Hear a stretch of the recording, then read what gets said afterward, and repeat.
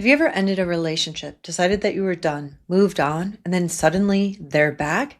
Whether it's texts, calls, dramatic apologies, promises, or emergencies, you're not imagining it. That reel you back in move has a name: hoovering.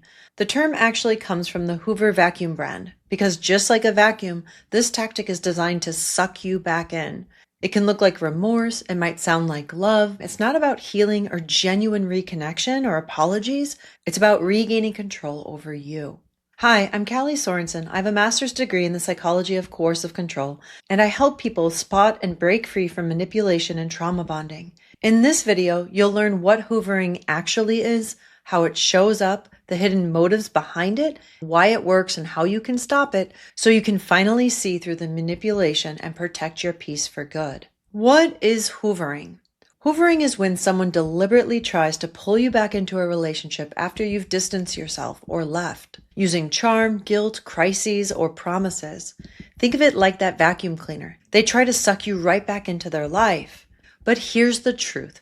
Hoovering isn't reconciliation. It's not about genuine healing or accountability. It's a manipulation tactic designed to regain access, attention, and emotional power after they realize that they're losing control over you. And it doesn't just happen in romantic relationships. You could see it in families, friendships, workplaces, online groups, even spiritual communities. Common hoovering moves and tactics. Hoovering can take many different forms, some dramatic and overt, some very subtle and covert, but they all have one goal: to reattach you emotionally without ever doing the real work of change. Here's what it often looks like: sudden apologies with no accountability. They show up crying, saying things like, "I've been doing a lot of thinking. I'm so sorry for everything."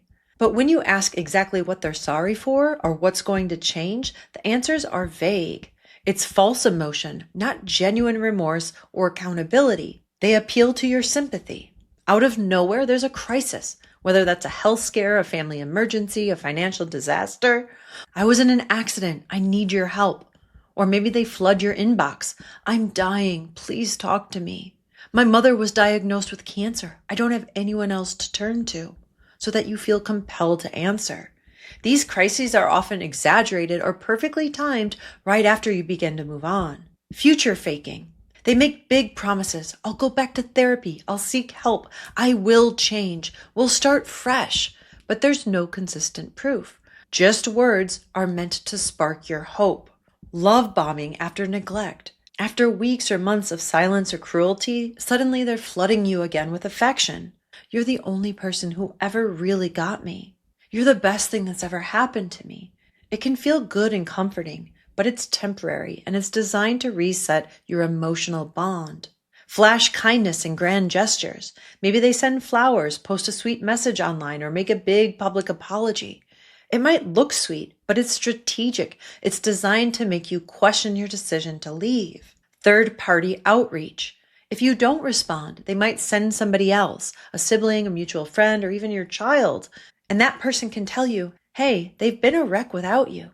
Can't you at least just talk to them? Why don't you just give them one more chance? They seem really genuine this time." It hooks your empathy and drags others into their manipulation. Reputation repair. Suddenly they're posting quotes about forgiveness or acting spiritual and generous. To outsiders, it can look like growth. But to you, it feels confusing. You start doubting your own memory. They start playing the victim. They tell others, "I've tried everything, but they just gave up on me." It flips the script. Suddenly they look wounded and selfless, and you look cold and heartless. That narrative pressures you to defend yourself or to prove that you're not cruel or uncaring, which is exactly what they want. The moment you start explaining or justifying or defending, they've pulled you right back into their story. Whatever move they use, all of these moves have the same purpose: to test whether they still have emotional access to you. They don't need your love, they need your reaction. Even anger will prove that the door isn't fully closed, and that's what keeps the cycle alive. Many people ask me, but what if they really did change? Well, here's the difference. Genuine change takes time, accountability, vulnerability, and consistent action, not urgency, drama, or guilt. Hoovering skips the work and fast forwards to the reward: your attention. Now let's look at why do they hoover. Hoovering operates like a short-term control strategy. The goal is to suck you back in. But it's not about reconnecting or love. It's about regaining your attention and having power and control over you again.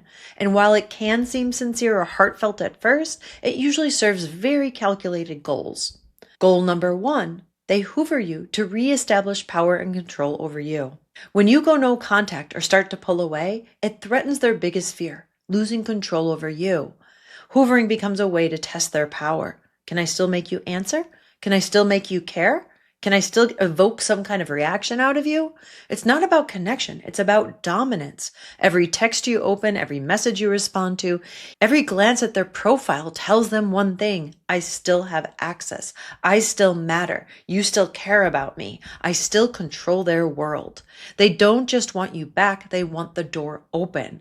Even if they never fully step through it, knowing that they could is enough to feed their sense of control. It's not love that they crave, it's leverage. And as long as that door stays cracked open, they feel powerful again.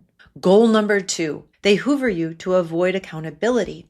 If they can pull you back in, they never have to face what they did. Instead of taking responsibility or repairing the harm, they fast forward straight to the affection, love bombing you, charm, pretending like nothing ever happened. It's like hitting the reset button without ever addressing the damage. Hoovering rewrites the story. See? You came back. It couldn't have been that bad. You were just overreacting. It blurs the line between real forgiveness and emotional manipulation. Because they're not seeking to make things right, they're seeking to erase what was wrong. Goal number 3, they hoover to regain emotional supply. Your emotions, whether it's anger, pity, guilt, or longing, are their fuel. It doesn't matter if the reaction is positive or negative. What matters is that you're still reacting. Every message you answer, every argument you defend, every tear that you shed confirms one thing to them. I still have power. I can still make them feel something. The attention itself becomes their validation. Even rage or heartbreak keeps them centered in your world. It's not about love or closure. It's about access and control. The more that you react, the more they know that that hook still works. Goal number 4, they hoover you to repair their image. Reputation management. When their mask starts to slip and people begin to see their true behavior, hoovering turns into a reputation management. They suddenly become charming, kind, or generous. Not to make things right with you, but to make them look like the good person again. It's not about rebuilding trust. It's about rebuilding their image. They want to control the narrative, to appear calm, caring, and reasonable, while quietly painting you as dramatic, unforgiving, or unstable. That contrast protects their ego and keeps others from questioning them. It's psychological sleight of hand. If they seem kind and you seem distant, outsiders will assume that you are the problem, and that confusion protects their mask. Goal number 5, they hoover to prevent you from healing or moving on. One of the most painful truths is that hoovering isn't about love at all. It's about disruption. When they sense that you're getting stronger, calmer, or even happy again, they panic. Your peace is proof that they have lost control. So they reappear, not because they miss you, but because they miss the power. They might reach out when you're doing well, when you've started dating again, when you're smiling in photographs, when you finally stop checking your phone or responding to them. That's not a coincidence. That's timed sabotage. Their goal is to pull you back into the emotional chaos that they control. If you're confused, doubting yourself, or hurting again, they know that you're still emotionally tethered to them. Your healing threatens their narrative because a healthy, confident version of you doesn't need them anymore. So the bottom line here is that hoovering isn't a random emotional relapse. It's a calculated test. Do I still have access to your mind, your emotions, your time, and your energy? And the key to ending all of this is simple. Do not respond. No reply, no reaction, no explanation. Don't check their social media. Don't ask their friends about them. Go completely no contact. No contact whatsoever. When you go no contact, or if you must be in contact, then you use extreme modified contact, the vacuum loses its pull. Make sure you watch my other videos on going no contact or going extreme modified contact to learn how to hold that line, protect your peace, and end the hoovering cycle for good. Now let's look at the psychology of hoovering and why it hooks you. Well, hoovering works because it targets your most human instincts, the beautiful qualities that make you loving, loyal, and hopeful. It's not that you're weak at all, it's that you're wired for deep connection. It targets your attachment. You're wired to protect and repair relationships that matter. Even if the relationship was toxic, your brain remembers those good moments, the laughter, the connection, the tenderness. Hoovering preys on that nostalgia, using your compassion and your desire to believe that people can change. And this is exactly where cognitive dissonance starts to creep in. Cognitive dissonance is when your mind has trouble holding two conflicting truths at once. They made me feel amazing, and also they made me feel small, unseen, unsafe. Those two realities can't comfortably coexist, so your brain tries to reconcile the contradiction, often by minimizing the harm and clinging to the hope, what feels good. That internal tug of war keeps you stuck, chasing the version of them that only existed in the beginning. The sunk cost fallacy. You've already invested so much, your time, your love, your energy, maybe your money, and that walking away feels like losing all of it. Your brain tells you, maybe if I just give it one more try, it'll finally work. The illusion of investment keeps you tied to a relationship that keeps taking more than it gives. Make sure you check out my other video on the sunk cost fallacy. It explains why your brain resists letting go even when you know you should. Guilt and responsibility. They twist your empathy, making you feel responsible for their emotions, their pain, their image, or even their survival. They might say things like, "You're the only one who understands me. You're abandoning me when I need you the most." Suddenly, you're the caretaker of the very person who hurt you. You start doubting yourself, wondering if you are too harsh, too judgmental, or if walking away makes you the bad guy. That guilt is powerful leverage, and they know it, since you are a person that cares. Your core needs. They know exactly which parts of you to appeal to. Your need for love, belonging, stability, or closure. They study you carefully and then reflect your needs back like a mirror. That's why it feels so convincing. They're not guessing. They're using what they already learned about you when you were vulnerable and open with them in the past. Intermittent reinforcement. This is one of the most powerful hooks, the unpredictable cycle of punishment and reward. So after those long periods of neglect or silence or coldness, during that hoovering stage, they suddenly offer affection and attention and love, and your brain lights up with relief and hope. That moment of finally becomes addictive. You start chasing that next high. It's the same psychological pattern behind gambling and addiction. You can check out my other video on the cycle of abuse to understand how that keeps you stuck in this cycle.